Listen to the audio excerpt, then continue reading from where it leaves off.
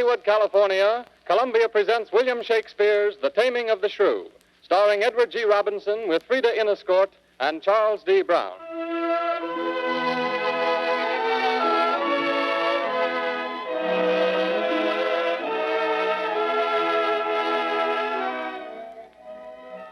With tonight's all-star production of The Taming of the Shrew, the Columbia Network brings you the fourth in a cycle of 8 Shakespearean plays to be presented at this same time each Monday night during the summer season of 1937.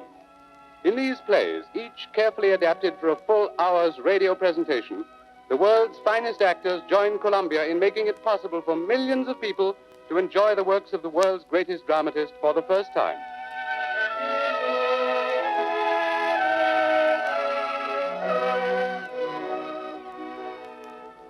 This adaptation of The Taming of the Shrew was made by Gilbert Seldes, distinguished author, journalist, and dramatic critic. Starring in tonight's performance is Edward G. Robinson in the role of Petruchio, with Miss Frida Inniscort playing opposite him as Catherine. A brilliant supporting cast is headed by Charles D. Brown as Grumio, Lionel Pape as Baptista, Morris Ancrum as Curtis, Jack Smart as Biondello, Ernestine de Becker as Bianca.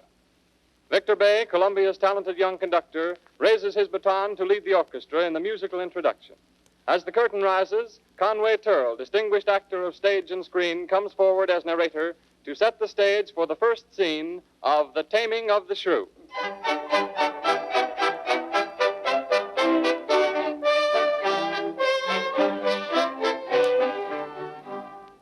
The scene of this light-hearted farce is the Italian city of Padua, an open square with a fountain and round it spacious homes, an inn, a cathedral, and a flower market beside it. Out of a noble house at the corner of this square come 5 people. Mark them well, because they have much to do and say. First, the demure young Bianca in a light blue silk. Her light hair neatly parted, quiet as a mouse, sweet, and a little frightened by the trouble she has caused. The trouble follows. 2 men who want to marry her.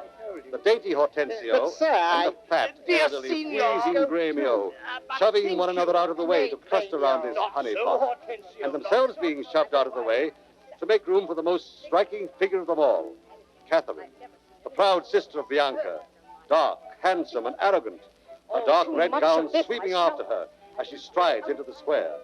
And after her, expostulating and flustered, old Baptista, father of the girls, who tries to make peace in this angry gathering. Now we can hear what Baptista has to say. Gentlemen. Importune me no further. How I firmly am resolved, you know. That is not to bestow my youngest daughter before I have a husband for the elder. If either of you both love Caterina, because I know you well and love you well, leisure you have to court her at your pleasure. What say you, Gremio? To cart her, rather. She's too rough for me. I pray you, sir, is it your will to make a stale of me amongst these mates? Mates, maid? How mean you that? No mates for you, unless you were of gentler, milder mold. But if it were, doubt not her care should be to comb your noddle with a 3-legged stool, and paint your face and use you like a fool. Pa, Hortensio. From all such devils, good Lord, deliver us. And me too, good Lord. Gentlemen, that I may soon make good what I have said, Bianca, I'll get you in. Oh, no. I'll let it not displease thee, good Bianca, for I love thee nevertheless, my girl. A pretty Pete. It is best put finger in the eye, and she knew why. Sister, content you in my discontent. Sir, to your pleasure humbly I subscribe. My books and instruments shall be my company, on them to look and practice. By myself. Oh, Gentlemen, content ye, I am resolved. Go in, Bianca. And for I know she taketh most delight in music, instruments, and poetry, schoolmasters will I keep within me house, fit to instruct her youth. If you, Hortensio, or Signor Gremio, you know any such, prefer them hither. And so farewell. Farewell. Catherina, you may stay, for I have more to commune with Bianca. Why? And I trust I may go too, may I not? What? Shall I be appointed ours, as though belike I knew not what to take and what to leave?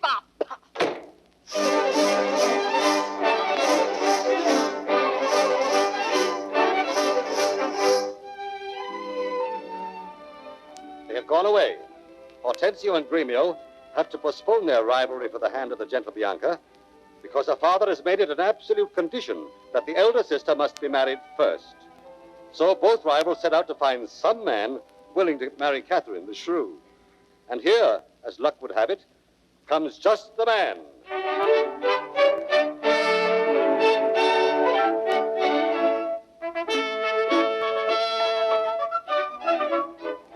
Yes, Petruchio is just the man.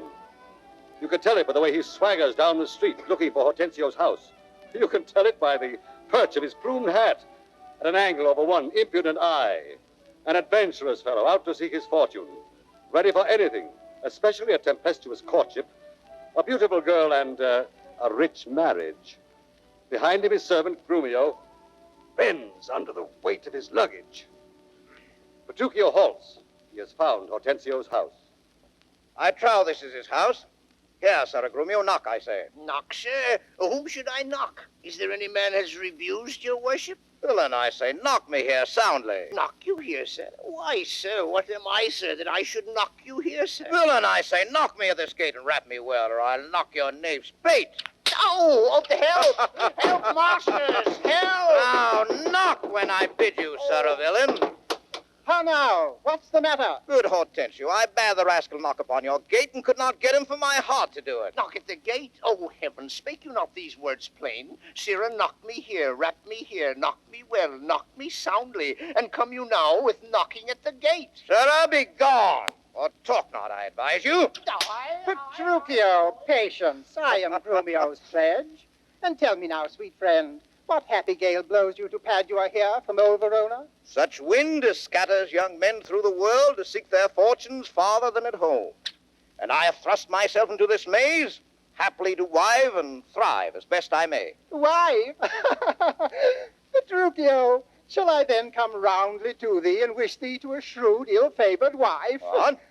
Thou'lt thank me but a little for my counsel, and yet I promise thee she shall be rich. Senior Hortensio, twixt such friends as we, few words suffice.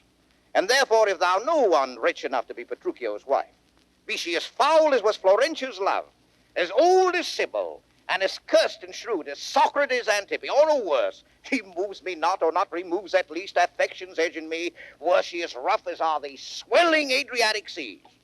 I come to wive it wealthily in Padua. If wealthily, then happily in Padua. Ah, Petruchio, since we have stepped thus far in, I will continue that I broached in jest. Eh? I can, Petruchio, help thee to a wife with wealth enough, and young and beauteous, brought up as best becomes a gentlewoman. Oh? Her only fault, and that is false enough, is that she is intolerable cursed and shrewd and froward, so beyond all measure that were my state far worse than it is, I would not wed her for a mine of gold. Hortensio, peace. Thou knowest not gold's effect. Why came I hither but to that intent? Think you a little din can daunt mine ears? Have I not in my time heard lions roar? Eh?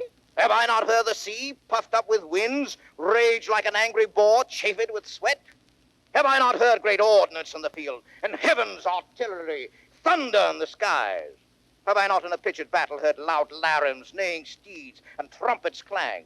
And you tell me of a woman's tongue that gives not half so great a blow to the ear as will a chestnut in a farmer's fire. Oh, but... Oh, tush, fear boys with bugs. Tell me her father's name, and 'tis enough. For I will board her, though she chide as loud as thunder when the clouds in autumn crack. Her father is Baptista Minola, an affable and courteous gentleman. Her name is Katharina Minola, renowned in Padua for her scolding tongue. I will not sleep, Hortensio, till I see her. Tarry, Petruchio. I must go with thee, for in Baptista's keep my treasure is. He hath the jewel of my life in hold, his youngest daughter, beautiful Bianca.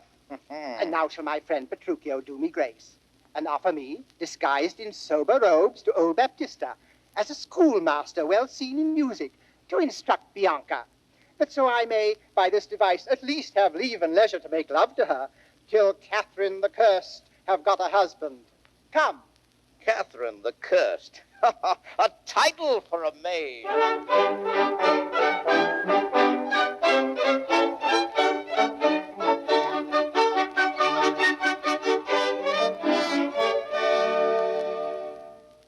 late afternoon, and the suitors for Bianca's hand call on Baptista. Of the people who now approach, Baptista seems to know only the fat Gremio. But Gremio's rival Hortensio is also there, only he is now dressed as a poor musician with his lute like an odd-shaped violin. And another suitor has come into action, Lucentio, who pretends to be a teacher of Latin. And poor Gremio, who is too fat to disguise himself, has hired this Latin teacher to plead his cause with Bianca. And now, to clear the way by getting Catherine married off, they are bringing Petruchio to Father Baptista's house. A servant enters to announce their arrival. Signor Gremio. Gremio enters with the new suitor, Lucentio, disguised as a Latin teacher. Good morrow, neighbor Gremio. Good morrow, neighbor Baptista. I freely give unto you this young scholar that hath long been studying at Reims, cunning in Greek, Latin, and other languages. His name is Cambio. Pray accept his service. 1,000 thanks, Signor Gremio. Welcome, good Cambio.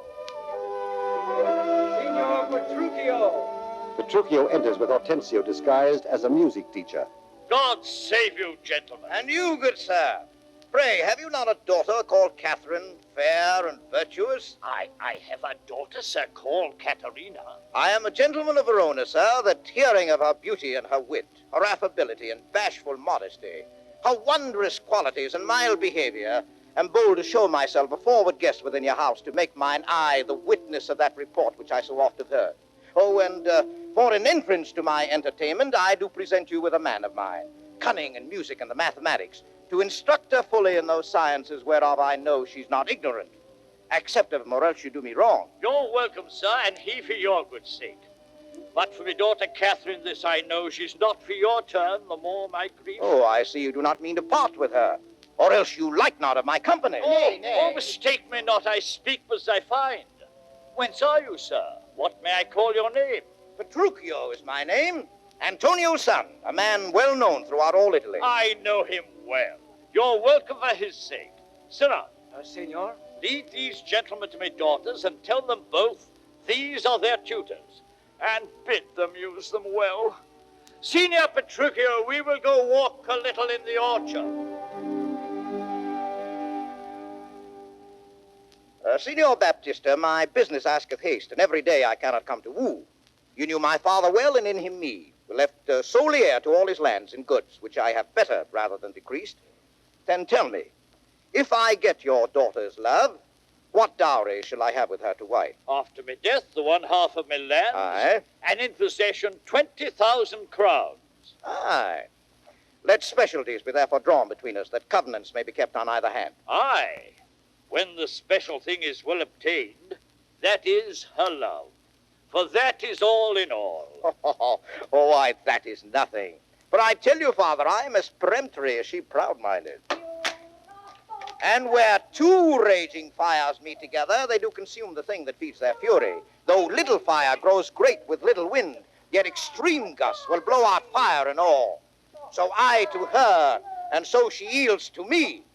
For I am rough, and woo not like a babe. Well, mayest thou woo, and happy be thy speed, but be thou armed for some unhappy words. Signor, How now, good fiddler, why dost thou look so pale? Oh, poor Hortensio. for fear I promise you if I look pale, What, will my daughter prove a good musician? I think she'll sooner prove a soldier. Why, then thou canst not break into the lute. Why, no, for she hath broke the lute to me. I did but tell her she mistook her frets, and bowed her hand to teach her fingering, Yes? when with a most impatient, devilish spirit, frets call you these, quoth she, I'll fume with them. And with that word, she struck me on the head. Now, by the world, 'tis a lusty wench. I love her 10 times more than e'er I did. Oh, how I long to have some chat with her. Oh, Good master fiddler, go with me and be not so discomfited. Proceed in practice with my younger daughter. She's apt to learn and thankful for good terms. Signor Petruchio, will you go with us, or shall I send my daughter Kate to you? I pray you do. I will attend her here and woo her with some spirit when she comes. Say that she rail. Why, then I'll tell her plain she sings as sweetly as a nightingale. Say that she frown. I'll say she looks as clear as morning roses newly washed with dew. Say she be mute and will not speak a word. Then I'll commend her volubility and say she uttereth piercing eloquence. If she do bid me pack, I'll give her thanks, as though she bid me stay by her a week. If she deny to wed, I'll crave the day when I shall ask the banns and when be married. Ah, but here she comes. And now, Petruchio, speak. Sir, Good morrow, Kate. That's your name, I hear. well have you heard, but something hard of hearing. They call me Catherine that do talk of me. Oh, you lie in faith. For you're called plain Kate. Oh. And bonny Kate. And sometimes Kate the Curse. Oh, Oh, but Kate, the prettiest Kate in Christendom. Kate of Kate Hall, my super dainty Kate. For dainties are all Kates. And therefore, Kate, take this of me, Kate of my consolation. Hearing thy mildness praised in every town, thy virtue spoke of, and thy beauty sounded, yet not so deeply as to thee belongs, myself am moved to woo thee for my wife. moved in good time. Let him that moved you hither remove you hence. I knew you at the first you were a movable. Why, what's a movable? A joined stool. Thou hast hit it. Come, sit on me. Asses are made to bear, and so are you. Women are made to bear, and so are you. Ah, fuck! Oh, bzz, bzz, bzz, bzz, bzz, bzz, bzz, bzz, Well bzz. ta'en and like a buzzer. Oh, come, you wasp. If I be waspish, best beware my sting. My remedy is then to pluck it out. Hi, if the fool could find it where it lies. And so farewell. Hey, come again, good Kate. I am a gentleman. That I'll try. I swear I'll cuff you if you strike again. So may you lose your arms. If you strike me, you are no gentleman. Oh, nay, come, Kate, come. You must not look so sour. It is my fashion when I see a crab. Why, here's no crab, and therefore look not sour. There is. Well, then show it me. Had I a glass, I would. What, you mean my face? Ha, well aimed of such a young one. Now, by St. George, I'm too young for you. Yet you are withered. Ah, 'tis with cares. I care not. Nay, here, you Kate, in sooth, you escape not so. I chafe you if I tarry. Let me go. Oh, no, not a whit. Why, I find you passing gentle. Was told me you were rough and coy and sullen. And now I find report a very liar, for thou art pleasant, Oh. gamesome, passing courteous, but slow in speech. Oh. Oh, yet sweet as springtime flowers. Why, thou canst not frown. Thou canst not look askance, nor bite the lip as angry wenches will. Nor hast thou pleasure to be cross and talk, but thou with mildness entertainst thy wooers, with gentle comperence, soft and apple. Oh! Why does the world report that Kate doth live? Oh, slanderous world. Why, Kate, like the hazel twig, is straight and slender, and as brown in hue as hazelnuts, and sweeter than the kernels. Oh, let me see thee walk. Thou dost not halt. Where did you study all this goodly speech? 'Tis extempore from my mother wit. A witty mother, witless else her son. Am I not wise? And therefore, setting all this chat aside, thus in plain terms, your father hath consented you shall be my wife. Oh. Your dowry agreed on, and will you nill you, I will marry you. So? Now, Kate, I am a husband for your turn. For by this light whereby I see thy beauty, thy beauty that doth make me like thee well, thou must be married to no man but me. For I am born to tame you, Kate, and bring you from a wild Kate to a Kate conformable as other household Kates. Here comes your father, an old Gremio, but never make denial. I must and will have Catherine to my wife. Now, Signor Petruchio, how speed you with me, daughter? How but well, sir, how but well. It were impossible I should speed amiss. Oh! Why, how now, daughter Catherine, in your dumps? Call you me daughter. Now I promise you, you have showed a tender fatherly regard to wish me wed to one half lunatic, a madcap ruffian and a swearing jack that thinks with oaths to face the matter out. Father, 'tis thus. Yourself and all the world that talked of her have talked amiss of her. If she be cursed, 'tis for policy. Oh. For she's not froward, but modest as the dove. Oh. She's not hot, but temperate as the morn.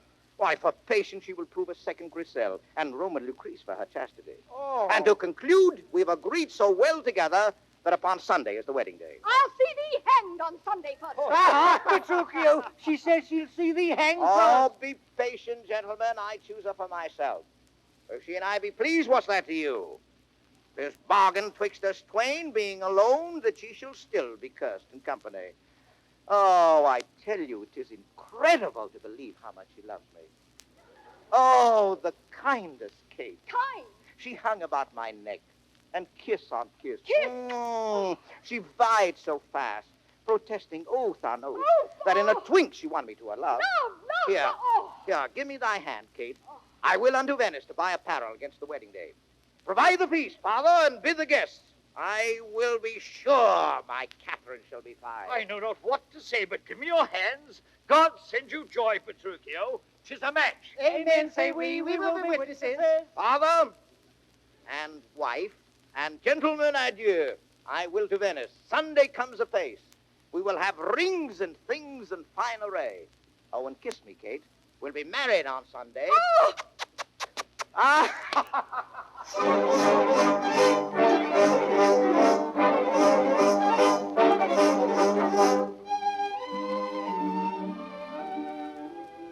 So, Petruchio and Catherine have set the foundations for a perfect marriage. They've insulted one another to the best of their ability. She has slapped him, and he has driven her speechless with fury. And if this be love, it certainly wears a strange disguise. Yet, disguise or not, it seems to lead to the altar. At least they are here in front of the grandest church in Padua, and a crowd of neighbors and passers-by are beginning to wonder why old Father Baptista is dressed in his best black, and why Catherine, in all her bridal finery, is so furious, and why Bianca looks like the prettiest bridesmaid in all the history of Padua, and why all those other people on the steps of the church are standing and fretting. But the reason is clear. Everyone is ready for the wedding with a single exception. There is no bridegroom. The dashing Petruchio, who went off to Venice promising to return, is nowhere in sight. Signor Lucentio, this is the appointed day that Catherine and Petruchio should be married, and yet we hear not of our son-in-law. What will be said? What mockery will it be to want the bridegroom where the priest attends? No shame but mine. I must forsooth be forced to give my hand, opposed against my heart, unto a mad-brained rudesby full of spleen, who wooed in haste and means to wed at leisure. I told you, he was a frantic fool.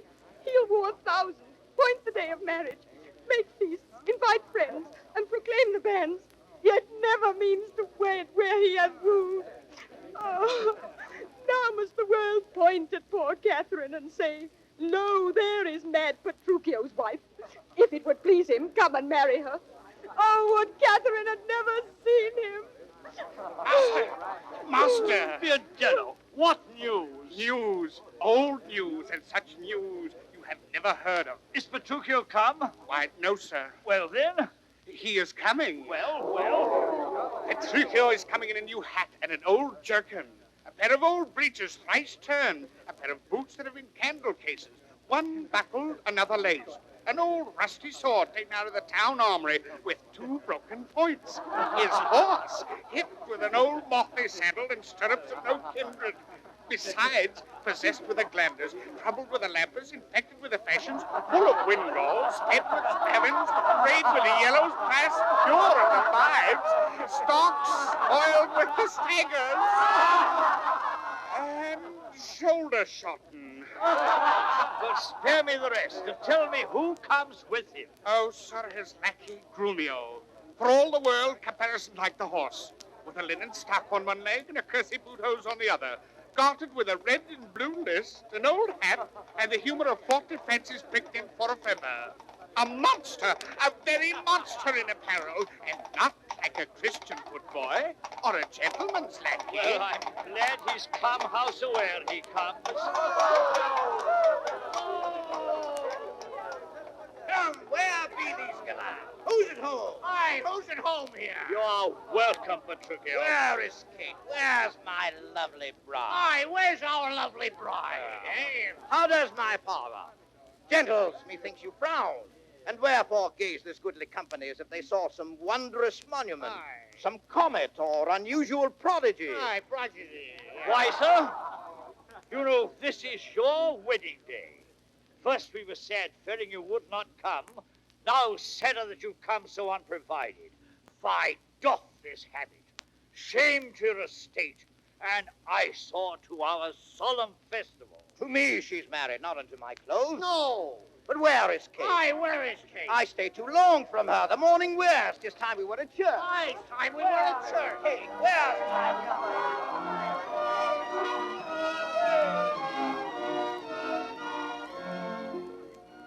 Pretty bride. A mad bridegroom.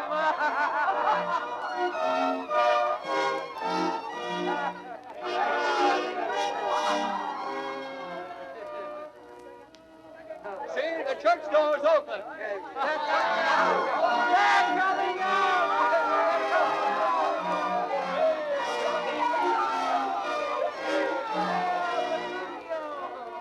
On the steps of the church, Petruchio stops with his bride on his arm and bows to the crowd.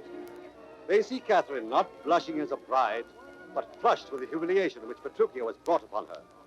For there she is, dazzling in lace and white satin, and there he is, shabby and tattered and out at elbows, a man who deliberately dressed himself like a scarecrow for his wedding day.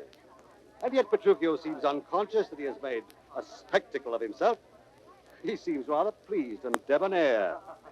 Without a doubt, he intends to appear at the wedding feast in these same clothes, the great banquet of which all the friends of the family are coming, and at which he and his bride will be the ill-assorted guests of honor, according to the unalterable custom of the country.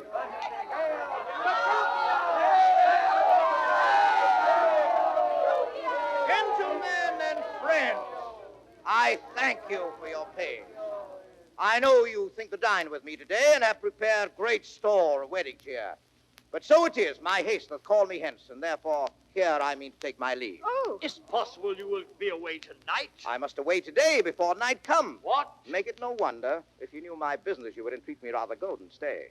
And honest company, I thank you all that have beheld me give away myself to this most patient, sweet, and virtuous wife. Dine with my father, drink the health to me, for I must hence, and farewell to you all. Let us entreat you stay till after dinner. Hortensio, it may not be. Let me entreat you. Gremio, it cannot be. Let me entreat you. Catherine, I am content. Are you content to stay? I am content you shall entreat me stay. Ah. But yet not stay. Entreat me how you can. Oh, now, if you love me, stay. Grumio, my horses. Aye, sir, they be ready. The oaks have eaten the horses. Nay, then, do what thou canst. I will not go today, no, nor tomorrow, not till I please myself. Oh, Kate, content thee. Prithee, be not angry. I will be angry. What hast thou to do? Daughter. Oh, father, be quiet. He shall stay my leisure. Gentlemen, forward to the bridal dinner. I see a woman may be made a fool if she had not a spirit to resist. They shall go forward, Kate, at thy command. Obey the bride, you that attend on her. Go to the feast, revel and domineer, be mad and merry, or go hang yourself. But for my bonny Kate, she must with me. No! Nay, look not big, nor stamp, nor stare, nor fret. I will be master of what is mine own. Why, she's my goods, my chattels. She's my house, my household stuff, my field, my barn, my horse, my ox, my ass, my anything. And here she stands, touch her whoever dare. I'll bring mine action on the proudest he that stops my way in Padua. Petruchio! Grumio! Aye, sir. Draw forth thy weapon. We are beset with thieves. Rescue thy mistress, and thou be a man. Aye, sir. Oh, fear not, sweet wench. They shall not touch thee, Kate. I'll buckler thee against 1,000,000.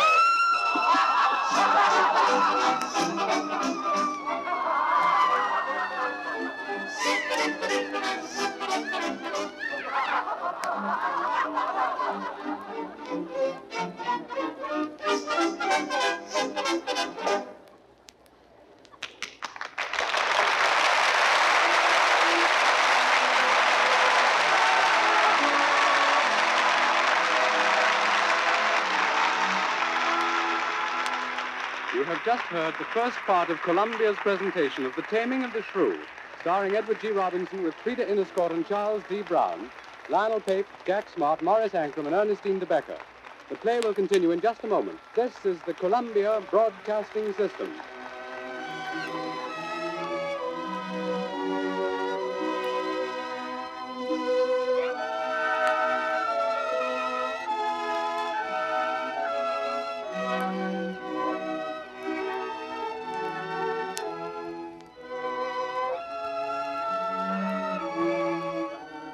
And now, we continue with the second part of The Taming of the Shrew. Our all-star cast is headed by Edward G. Robinson as Petruchio, Frida Inniscourt as Catherine, Charles D. Brown as Grumio, Lionel Pape as Baptista, Jack Smart as Biondello, Morris Ankrum as Curtis, and Ernestine de Becker as Bianca. Conway Turle as narrator again comes forward to set the scene.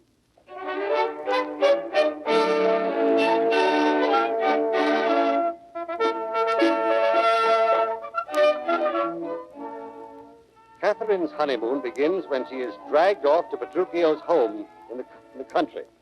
But not to a noble hall richly hung with tapestries and with logs roaring in the fireplaces. Oh, no. The taming of Catherine the Shrew is to begin in a mean, cold hallway, bare and grim, in which the servants cluster together, their teeth chattering as they wait for the coming of their master. The servant Grumio, who has ridden on ahead, enters the door, half frozen from his long journey.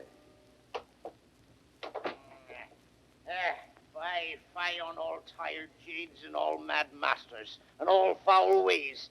Was ever a man so beaten? Brrr. Was ever a man so rayed? Was ever a man so weary? Hola! Oh, Curtis!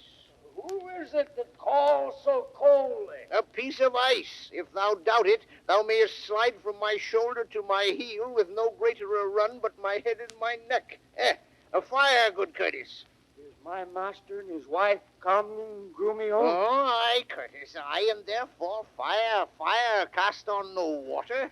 Is she so hot a shrew as she's reported? She was, good Curtis, before this frost. But thou knowest winter tames man, woman, and beast. But wilt thou make a fire, or shall I complain on thee to our mistress, whose hand thou shalt soon feel to thy cold comfort? I prithee, good Grumio, tell me, how goes the world? Well, a cold world, Curtis, in every office but thine, and therefore fire. Do thy duty and have thy duty, for my master and mistress are almost frozen to death. Oh, there's fire ready, and therefore, good Grumio, the news. I have caught extreme cold. Hey, where's the cook? Is supper ready? The house trimmed? Aye. Rushes strewed? Cobwebs swept? Aye. The serving men in their new fustian? Their white stockings? And every officer his wedding garment on? Aye. Be the jacks fair within, the jills fair without, Aye. the carpets laid, and everything in order? All ready, and therefore I pray ye, news. Yeah. Well, first know my horse is tired. My master and mistress fallen out. How? Out of their saddles into the dirt, and thereby hangs a tale. Let's have it, good Grumio. Well, we came down a foul hill, my master riding behind my mistress. Both a one horse? What's that to thee? Why, a horse. Tell thou the tale. Nay, Tell thou the tale. good Grumio. But hadst thou not crossed me, thou shouldst have heard how her horse fell, and she under her horse. Thou shouldst have heard in how miry a place, how she was bemoiled, how he left her with the horse upon her, how he beat me because her horse stumbled, how she waded through the dirt to pluck him off me, how he swore, how she prayed that never prayed before, how I cried, how the horses ran away, how her bridle was burst, how I lost my crupper, and with many things of worthy memory, which now shall die in oblivion, and thou return unexperienced to thy grave. By this reckoning, he is more a shrew than she. Aye, and that thou and the proudest of you shall find when he comes home. But what talk I of this? Come, call forth Nathaniel, Joseph, Nicholas, Philip, Walter, Sugarsop, and the rest. Let their heads be sleekly combed, their blue coats brushed, and their garters of an indifferent knit. Let them curtsy with their left legs, and not presume to touch a hair of me master's horsetail till they kiss their hands. Are they ready? They are. Then call them forth. Oh, you hear? Oh! Welcome home, Welcome Grumio. you. How now? What? Hello, you. Yeah, and thus much for greeting, yes. Well, now is all ready and all things neat? All things is ready. How near is our master? In at hand, delighted by this, and therefore be not... No. Where be these knaves? Shh, silence, I hear me, master. What? No man at door to hold my stirrup or take my horse? Nathaniel! Here, sir. Gregory! Here, Here, sir! You logger-headed and unpolished grooms! What, no attendance, no regard, no duty? Where's the foolish knave I sent before? Here, sir, as foolish as I was before. You peasant swain! Ow! You malt horse drudge! Oh! Did I not bid thee meet me in the park and bring along these rascal knaves with thee? Aye, sir. Go and fetch my supper. Aye, sir. Oh, where's the life that late I led? Where are... Oh, sit down, Kate. Sit down and welcome. Food. Where's the... Oh, nay, good sweet Kate, be merry. Here, off with my books, you rogues, you villains, when? Yes, sir. The friar of Orders crazy forth walk. Out! Out, you rogue! You plucked my foot awry. Here, take that. And mend the plucking off the other. Oh, come here. Here, be merry, Kate. Some water here. What ho? Where's my spaniel, Troilus? Troilus, where are my slippers? Shall I have some water? Here, sir. Here, come, Kate. Come and wash and welcome heartily. Oh. Villain, will you let it fall? Oh, patience, I pray you, because a fault unwilling. Beetle-headed, flap-eared knave. Oh. Come, Kate, sit down. I know you have a stomach. Will you give thanks, sweet Kate, or else shall I? What's this? Mutton? Aye. Who brought it? Aye, sir. It's burned. And so is all the meat. Nay, good Petruchio. What dogs are these? Where's the rascal cook? How durst you villains bring it from the dresser and serve it thus to me that love it not? There, take it to you. Trenchers, cups, and all. You heedless joltheads and unmannered slaves. What? Do you grumble? I'll be with you straight. I pray you, husband, be not so disquiet. The meat was well, if you were so contented. I tell thee, Kate, it was burnt and dried away, and I expressly am forbid to touch it, for it engenders choler, planteth anger. And bet it were that both of us that fast, since of ourselves are choleric, than feed it with such over-roasted flesh. Oh, be patient. Tomorrow it shall be mended. And for this night we'll fast for company. Come, I will bring thee to thy bridal chamber. Oh. Come!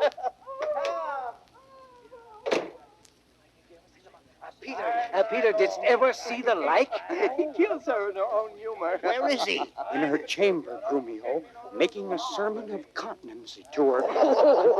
And rails and swears and rates that she, poor soul, knows not which way to stand, to look, to... Away, for he is coming hither. Oh, where's the light that late I lit? Where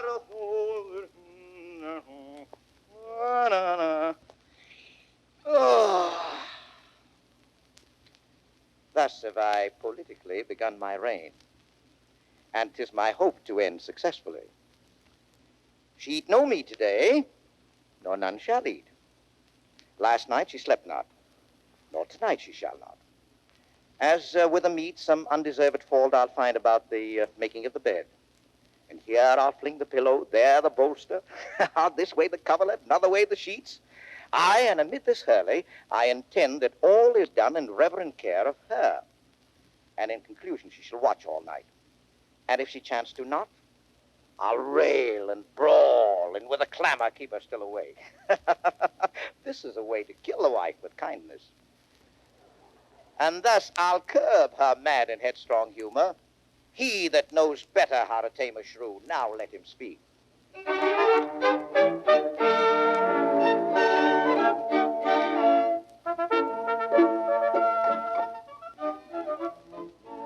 night of turmoil and of shouting.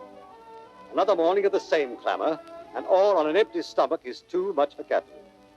At lunch the next day, she conquers her pride and goes humbly to find Grumio in the dining hall. But Grumio is sly. He has received his instructions from Petruchio and takes as much pleasure as his master in teasing and torturing his mistress. No, forsooth, I dare not for my life. The more my wrong, the more his spite appears. What? Did he marry me to famish me? I'm starved for meat, giddy for lack of sleep, with oaths kept waking and with brawling fed. And that which spites me more than all these wants, he does it under name of perfect love. As who should say, if I should sleep or eat, 'twere deadly sickness or else present death. Oh, I prithee go and get me some repast. I care not what, so it be wholesome food. Well, what say you to a neat's foot? Oh, 'tis passing good. I prithee, let me have it. I fear it is too choleric a meat. What say you to a fat tripe, finely broiled? I like it well. Good Grumio, fetch it me. I cannot tell. I fear 'tis choleric. What say you to a piece of beef and mustard? A dish that I do love to feed upon. Aye, but the mustard is too hot a little. Well, why then the beef, and let the mustard rest? Nay, then I will not. You shall have the mustard, or else you get no beef of Grumio. Then both, or one, or anything thou wilt. Why, then the mustard without the beef. Oh, go, get thee gone! Sorrow on thee and all the take of you that try and toss upon my misery.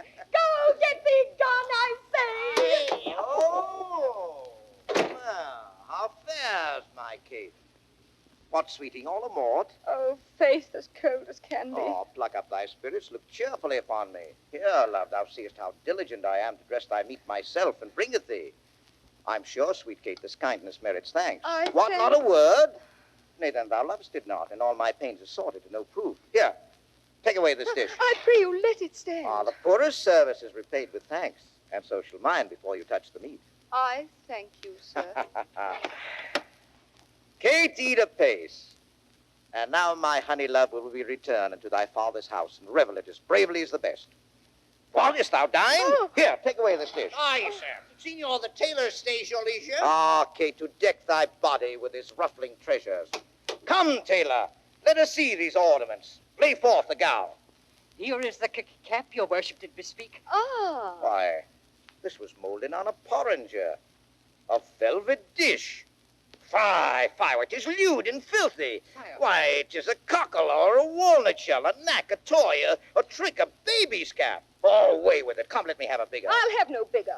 This doth fit the time, and gentlewomen wear such caps as these. When you are gentle, you shall have one too, and not till then. Why, sir, I trust I may have leave to speak, and speak I will. I am no child, no babe. Your betters have endured me say my mind, and if you cannot, best you stop your ears.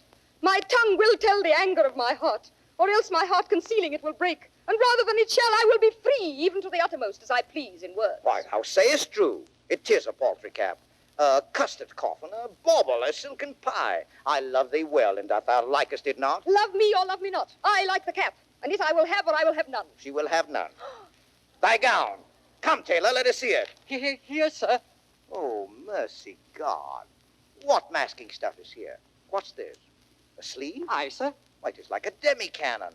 What? Up and down, carved like an apple tart? Sire. Why, here snip and nip and cut and slish and slash like to a censer in a barber shop.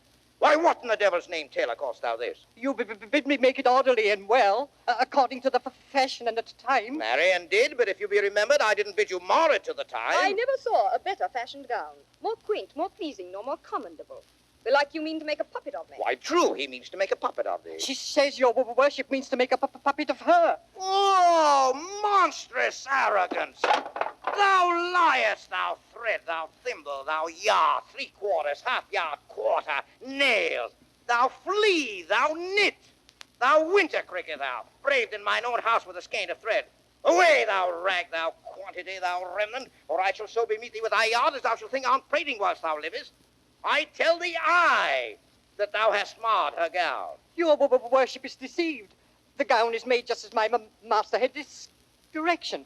Grumio gave order how it should be done. So, Grumio? I gave him no order. I gave him the stuff. But how did you desire it should be made? Yes, how? Marry, sir, with needle and thread. But did you not request to have it cut? Cut? I say unto thee, I bid thy master cut out the gown, but I did not bid him cut it to pieces. Not to pieces?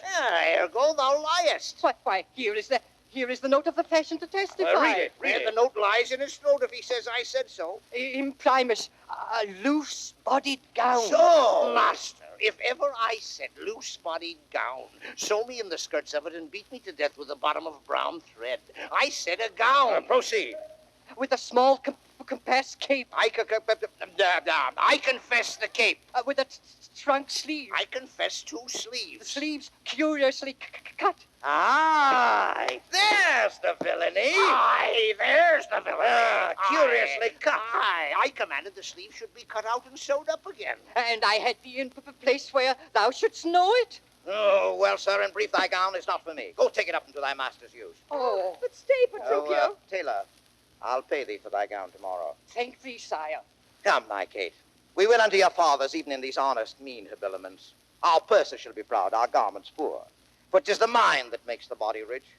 What, is the jay more precious than the lark because his feathers are more beautiful? Oh, no, good Kate. We will henceforth to feast and sport us at thy father's house. Grumio, Aye, sir. go call my men. Let us straight to him. Aye, sir. Let's see. I think it is now some 7 o'clock. And, well, we may come there by dinner time. I dare assure you, sir, 'tis almost 2, and 'twill be supper time ere you come there. It shall be 7 ere I go to horse. Look, what I speak or do or think to do, you are still crossing it. It shall be what o'clock I say it is.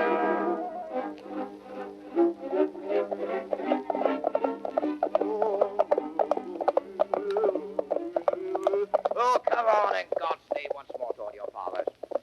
Good Lord, how bright and goodly shines the moon. The moon? The sun? It is not moonlight now. I say it is the moon that shines so bright. I know it is the sun that shines so bright. Now, by my mother, son, it shall be moon or star or what I list or ere I journey to your father's house. Go on, fetch our horses back again. Ever more cross than cross. All Nothing right, but cross. Forward, I pray, since we have come so far. And be it moon or sun or what you please. And if you please to call it a rush candle, henceforth I vow it shall be so for me. I say it is the moon. I know it is the moon. Nay, then you lie. It is the blessed sun. Then God be blessed. It is the blessed sun. But sun it is not when you say it is not. And the moon changes even as your mind. What you will have it named, even that it is. And so it shall be so for Catherine. Well, forward, forward.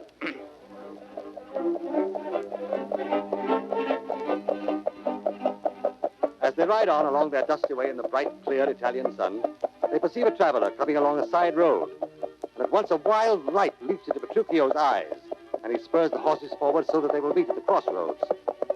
You wonder to what purpose of bedeviling Catherine he will put this innocent fellow traveler, who seems, as he rides, a substantial citizen, an elderly man of some position in the world, a great merchant, perhaps, or a dignitary of state, but certainly a great gentleman.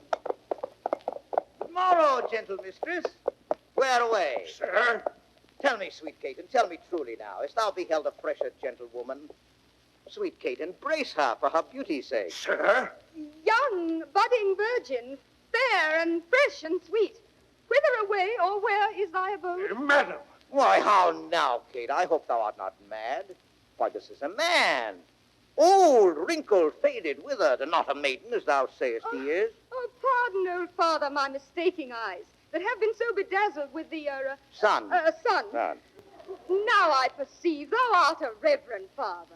Pardon, I pray thee, for my mad mistaking. Why, Do, good old grandsire, and withal make known which way thou travellest. If along with us, we shall be joyful of thy company. fair sir, and you, my merry mistress, that with your strange encounter much amaze me. My name is called Vincentio, my dwelling Pisa, and bound am I to Padua, there to visit a son of mine, which long I have not seen. What is his name? Lucentio, gentle sir.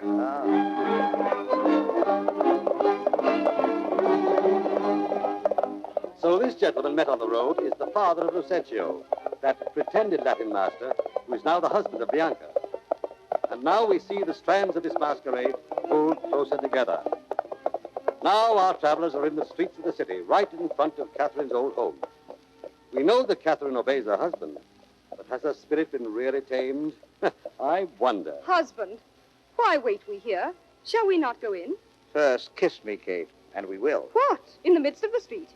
What, art thou ashamed of me? Oh, no, sir, God forbid, but ashamed to kiss. Why, then, let's home again. Come, Sarah, let's away. Nay, nay, I will give thee a kiss. Ah, now, pray thee, love, stay. It's not this well, Catherine. Come, my sweet Kate. Better once than never, for never too late.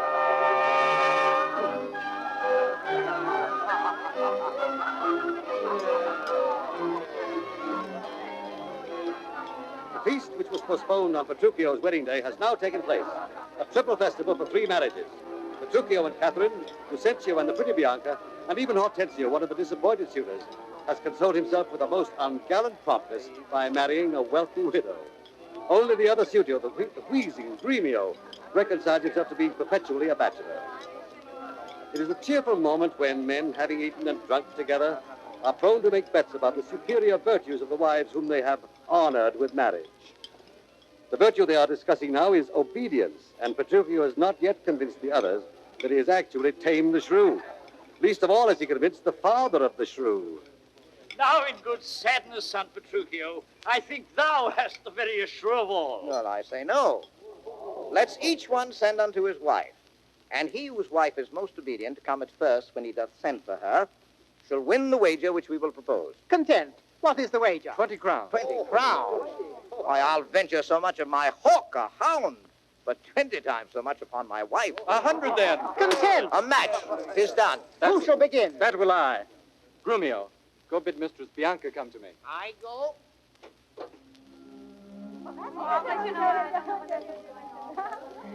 Son, I'll be your half, Bianca comes. I'll have no halves. I'll bear it all myself. Sir. How now? What news? Sir, your mistress sends you word that she is busy and cannot come. How? She's busy and she cannot come? Is that an answer? Aye, and a kind one, too. Great God, sir, your wife sends you not a worse. I hope a better. Now you, Hortensio. Grumio, go and entreat my wife to come to me forthwith. Hortensio, entreat her. Nay, then she must needs come. I'm afraid, sir, do what you can. Yours will not be entreated.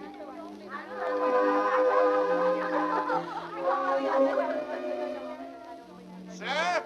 Now, where's my wife? She says you have some goodly jest in hand. She will not come. She bids you come to her. Worse and worse, she will not come.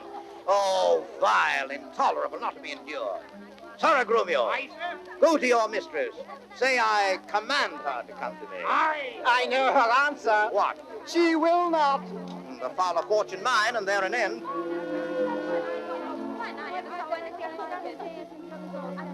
Now, by me, Holidame, here comes Katerina. What is your will, sir, that you send for me? Where's your sister and Hortensio's wife? They sit conferring by the parlor fire. Go, fetch them hither. If they deny to come, swinge me them soundly forth unto their husbands. Away, I say, and bring them hither straight. Here is a wonder, if you talk of a wonder.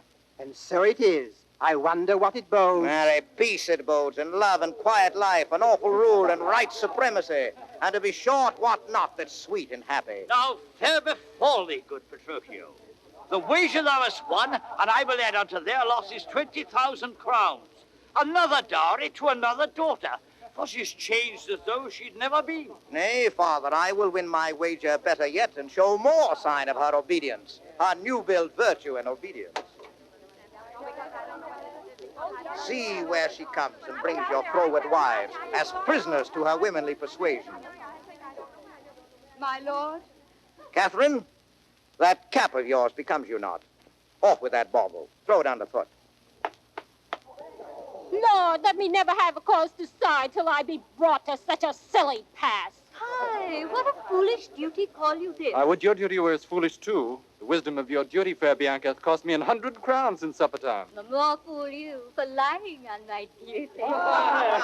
Catherine, I charge thee, tell these headstrong women what duty they do owe their lords and husbands. Come, you're mocking. We'll have no telling. Come on, I say, and first begin with Hortensio's wife. She shall not. I say she shall, and first begin with her. Fie, fie. Unknit that threatening, unkind brow, and dart not scornful glances from those eyes to wound thy lord, thy king, thy governor. Thy husband is thy lord, thy life, thy keeper. Bravo! Thy head, thy Bravo! sovereign, one that cares for thee and for thy maintenance, commits his body to painful labor both by sea and land, to watch the night in storms, the day in cold, whilst thou liest warm at home, secure and safe, and craves no other tribute at thy hands but love, fair looks, and true obedience. Too little payment for so great a debt. Such duty as the subject owes the prince, even such a woman oweth to her husband. And when she is froward, peevish, sullen, sour, and not obedient to his honest will, what is she but a foul contending rebel, and graceless traitor to her loving lord? I am ashamed that women are so simple. Where they should kneel for peace, or seek for rule, supremacy, and sway, when they are bound to serve, love, and obey. But why are our bodies soft and weak and smooth, unapt to toil and trouble in the world, but that our soft conditions and our hearts should well agree with our external parts? Oh, come, you froward and unable worms. My mind hath been as big as one of yours. My heart as great, my reason haply more, to bandy word for word and frown for frown. But now I see our lances, are but straws. Our strength as weak, our weakness past compare. Then place your hands below your husband's foot, in token of which duty, if he please. My hand is ready. May it do him ease. Why, there's a wench. Come on and kiss me, Kate.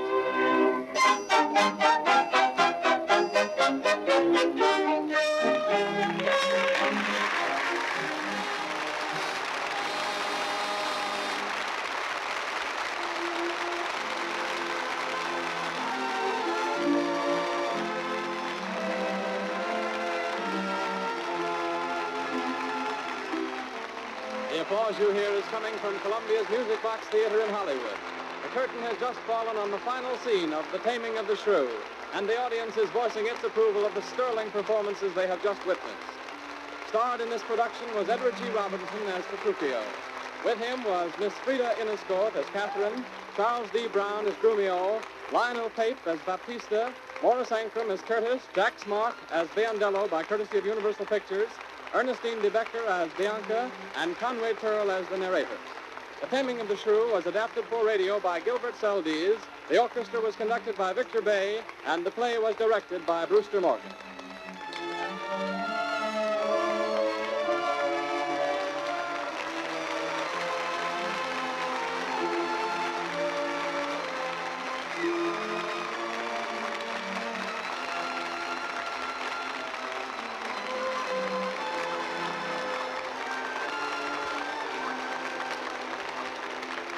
Next week, Columbia presents William Shakespeare's tragedy of King Lear, one of the most stirring and powerful dramas in the English language. King Lear will be played by Thomas Mitchell, the same Broadway star who gave a memorable performance as Brutus in Columbia's production of Julius Caesar. Cordelia, daughter of King Lear, will be played by Margot. The play was especially adapted for radio by Archibald MacLeish, America's Pulitzer Prize poet and author of The Fall of the City, one of radio's outstanding dramas. Remember the date, next Monday night, same time, same stations. Thomas Mitchell and Margot with a stellar supporting cast in Columbia's production of King Lear. Mr. Robinson appeared tonight through the courtesy of Warner Brothers Pictures Incorporated and is about to begin his new picture, Let Me Live, for Metro-Goldwyn-Mayer.